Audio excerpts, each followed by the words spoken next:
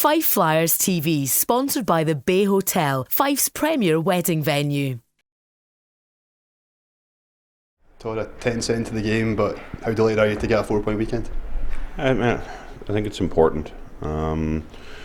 We went and we brought Brian Cameron in. I'd said earlier in the week that always injects a little bit of life into the lineup, which I think it did. I think the better of the two games is probably the one down in Manchester. We were committed for the whole game, and you can tell we had that little bit of extra. And it was just a patient game all the way through, and we exposed them near the end. Today we got off to the same start. I'd say the first 2 or 3 shifts was probably our downfall in that first period, thinking that I think that it was a little open. I think we thought it was going to be a little easier than it was, and we let our foot off the gas.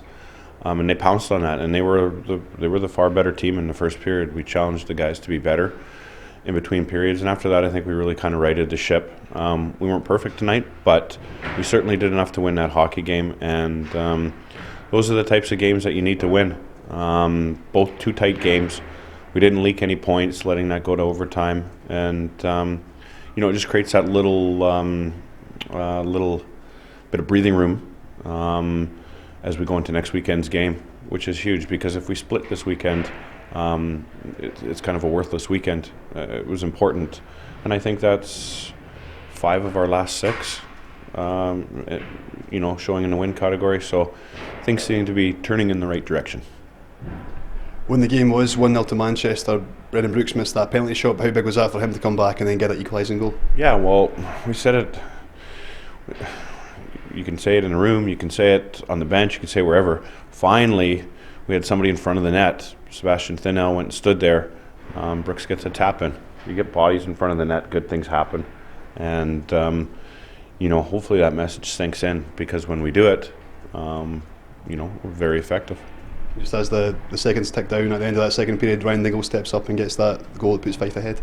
Yeah, that's a huge goal. Going into the third period with a lead, especially with these guys, they can play a pretty defensive system, and if you give up the lead, as you can see, it's very hard to get through their defenses. But I thought the guys were patient, and having a lead against them, it makes them push more, which opens up the game a little bit. And you never like to see a 4-minute penalty to finish the game, because ultimately, they could have scored 2 power play goals there to take that game. But the guys stood firm, killed off the penalty. I thought Owie was exceptional tonight, and big 2 points for the guys. Just watching from the bench, how tense was that last 3 minutes in the game? Yeah, it was good. I mean, the funny thing is you see when there's 2 types of teams. No, we're 2 types of team. When you see in that first period when we're scrambly and making mistakes and making unorthodox plays, that's when stuff goes wrong. I felt pretty confident on the bench, because you saw how composed they were. Kyle Haynes had a hell of a game tonight. He was all over, and Phil had a very strong finish. So, and good on them, because I know that they've taken a lot of criticism this season, but they seem to be turning a corner here. Just need to get them to buy in 60 minutes every night, and we can compete with anybody. How do you feel Brian Cameron played, not just tonight but last night as well? Yeah, definitely. I mean, he gives us that component that we've really been missing up front. It's another body. I mean, with him up front and rolling with 8 import forwards, it gives us a sense of a fuller lineup. I can't even remember the last time that we've had a full lineup. The last time we played in Manchester, that was the first time we'd had a full lineup in well over 6 weeks, maybe longer. And minutes into the game, Thinnell breaks his hand, and ever since then we've just been playing catch up. So Shaber and Jackman out of the lineup again this weekend, but with fresh blood coming in, it's kind of it certainly plugged that hole, and I think that he did a great job for us. I mean, he got a goal and assist last night, and you can see he has that little bit of something that's definitely going to add to us. And once we get healthy, if we can stay that way, it's just going to make everybody's job so much easier.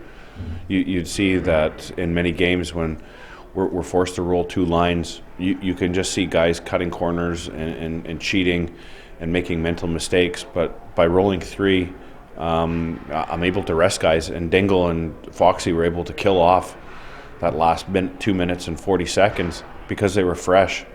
Before, they would have been dead on their feet, and that's where mistakes come in. But they were relatively fresh at the end of the game, strictly because I probably took off 10, 11 minutes a night ice off their shoulders, and we'll see the benefits of it.